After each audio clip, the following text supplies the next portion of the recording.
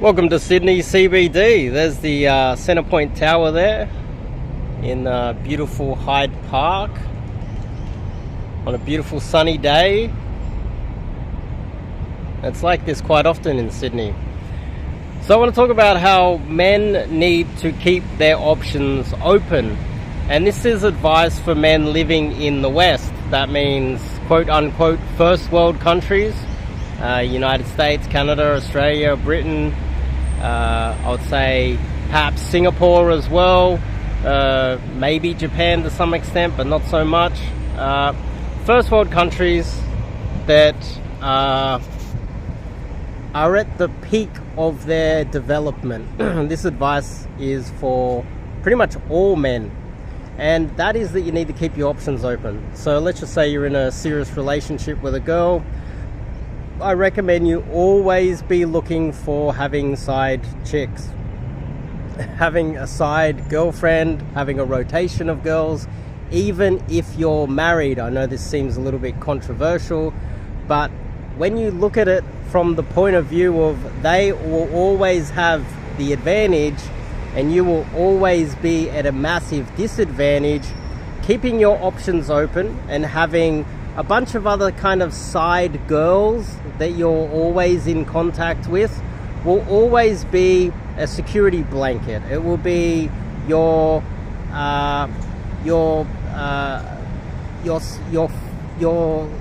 money that you store under the bed for a rainy day or economic collapse.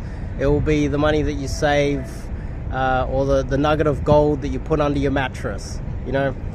This will keep you. You see, in the West we have a major issue with loneliness, and the majority of that loneliness in the West is men, because men don't really have any real leverage or political power in Western countries.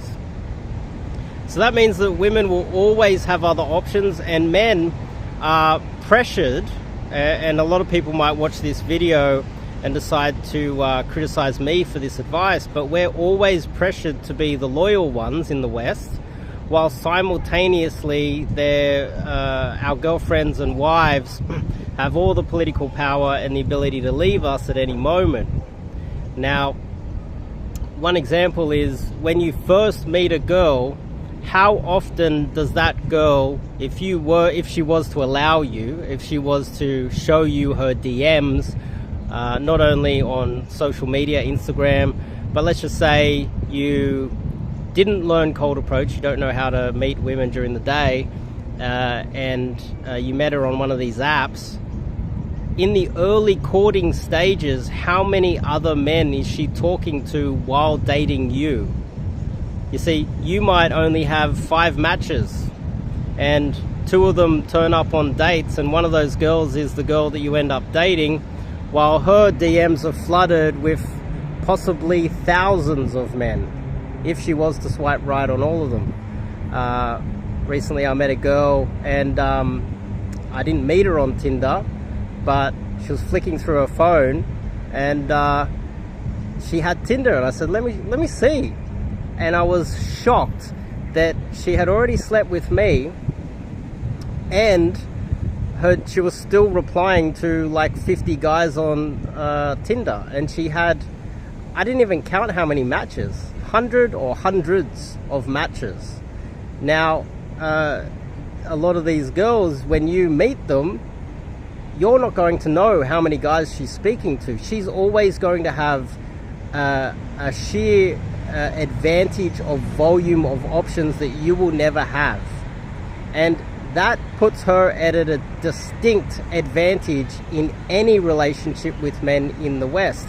Now, this advice isn't for people living in other countries around the world. This is only really for the first world countries, because other countries around the world, the men do have a little bit more leverage and a little bit more power, and so therefore, because of that, then they technically have a bit of a moral obligation to be more honest with women.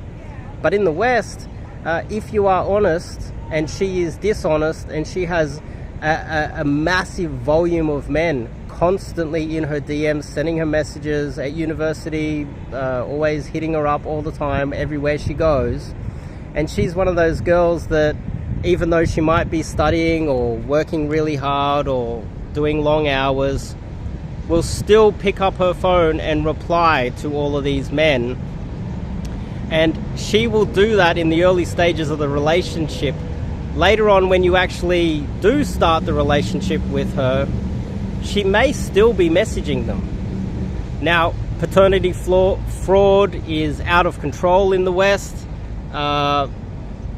Study out of the UK is that 30% of all married, or of all children born in the country that have been tested were not the husband, not the man that she pretended was the father of the children, because she had all of these options and she slept with some other dude, and some other dude got her pregnant while she was with you. You didn't know, and then you somehow found out through getting some sort of a test, etc., etc. The kid didn't look like you. You went and got a test and you found out. That's only 30% of the guys that actually did find out. There's a large percentage of men who have never found out, and they were bringing up children who were never theirs in the first place. And that is due to her sheer volume advantage of options over you. And the only way to balance that out to some extent is to always be on the lookout and always be trying to build a rotation or have a few other girls on the side that you are in contact with at all times. Now, recently I got caught cheating. I was with a girl, one of the girls I was seeing for almost 4 years. But I would always have girls on the side as backups because I don't know what's going to go wrong. Recently she caught me cheating, but the thing is, that was my fault. But the thing is, there's a possibility that something else could have gone wrong, which could have side-blinded me. And if I wasn't always on the side looking and trying to build a rotation of girls, I could be left with nothing now and lonely. But because I'm always out there on the lookout, always trying to make sure that I've got gold under the mattress, I've got an emergency plan just in case there's a financial collapse, which is just in case something happens with the girl that I'm dating. She decides to leave me for whatever reason. It's rainy that day, she's in a bad mood, we've been together a few years, and she decides to leave you. It happens all the time. Maybe a better option comes along. A lot of men aren't willing to admit that. Maybe something small that you did, you got in a bit of an argument, you didn't realize she was chatting to a few other guys, and she's like, I'm not going to tolerate you anymore. Things are difficult, so I'm going to go off with another guy. That's what happens to men in the West every single day. And this is why you see so many high value men with such average girls.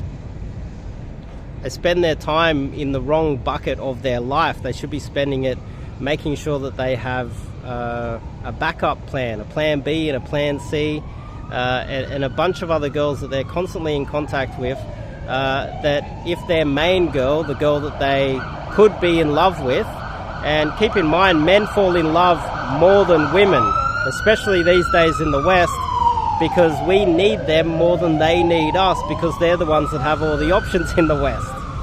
And so the only solution, no matter how high value of a man you are, and so many high value men are getting divorced with average women and losing those women all the time, and they're getting screwed over majorly, not only financially but emotionally, because they truly love these women, and these women just left them, stole their money, broke their hearts, took their children, etc., etc. You should always be building a bunch of side girls on the side. Now, even technically quote-unquote low-value men can do this as well. We've now hit a bit of a peak in the West, where the West, for such a long time, we would have the high-value men within the West And then we would have the absolute 1%, absolute pinnacle of men from all around the world traveling to our country as immigrants, wealthy, educated, fit, healthy young men, the pinnacle of the pinnacle in second world, third world countries, immigrating to our countries. So the competition has become so fierce, always, for such a long time, that you cannot really compete under those circumstances unless you just learn cold approach and figure out other methods outside of the system. You can't win between, you're going to have a lot of trouble competing within the system for some billionaire Dubai oil baron or whatever that arrives in your city, and he gets on Instagram and orders 100 of the hottest girls in your local town and takes them out on a yacht. They're going to remember that forever, and they're going to probably remember him forever. You have to compete with that in the West, which means that it doesn't mean that you can't find good girls, but there are a lot of girls that you will be dating that you think are good girls because you don't have the experience, that are going to either leave you or be cheating on you in the background. Paternity fraud in extreme cases for the naive men out there that they think that my advice is misogynistic.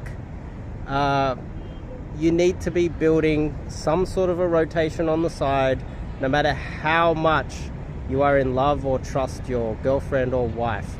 You always need a backup plan. The amount of divorced single men, the amount of men in their 20s that just broke up with their girlfriend because it's cuffing season, or the sun's come out and we're going in the summer, and their girlfriend ends up having a fling with some random dude after a few drinks.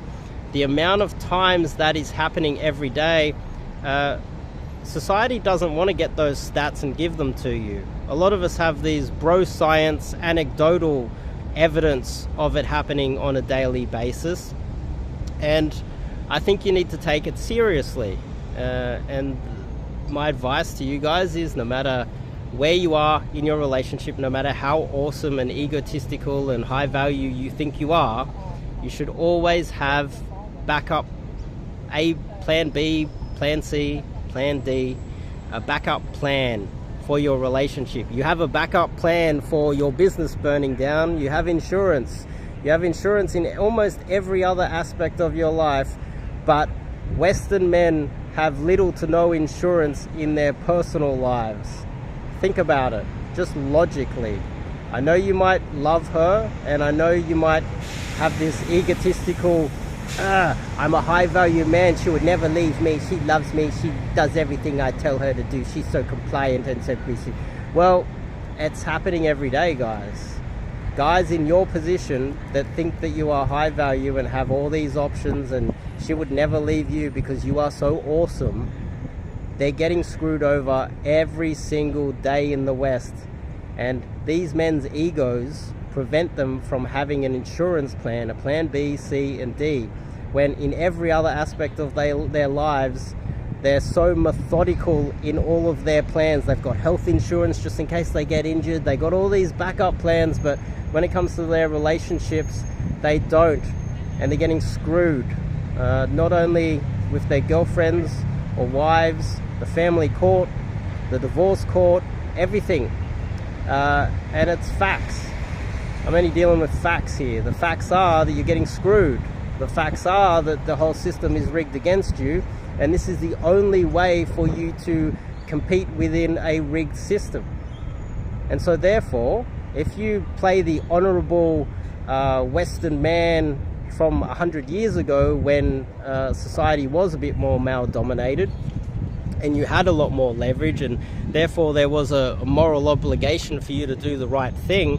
Let's just say you're in China, let's just say you're in Japan to some extent. Let's just say you're in a Muslim country. Let's just say you're in Indonesia or Saudi Arabia. Then there's kind of like a moral obligation for you to be loyal to your girl, because that entire society is built to support you as a man. But that's not how it's built in the West. It's in fact built and structured against you. So therefore you have absolutely no reason to be upholding it with your morals. You need to play the game within the rules that you've been set. So build a rotation, always have some backup plans, and my recommendation is, if you haven't learned cold approach, it is the hack. If Tinder's not working for you, if the online dating's not working for you, if ChatGPT and using macros and hacking all of these online things and using artificial intelligence for your photos and putting them up there on Instagram and spending thousands of dollars running ads and all these other hacks, going to meetups, hoping that you're going to meet a girl through your social circle or work or at the club. If that's not really working for you, you've got one last option, and that is learning cold approach. And that's something that I teach. So I recommend you come out, learn some cold approach with myself, fill out the form, and I'll see you guys in the next video.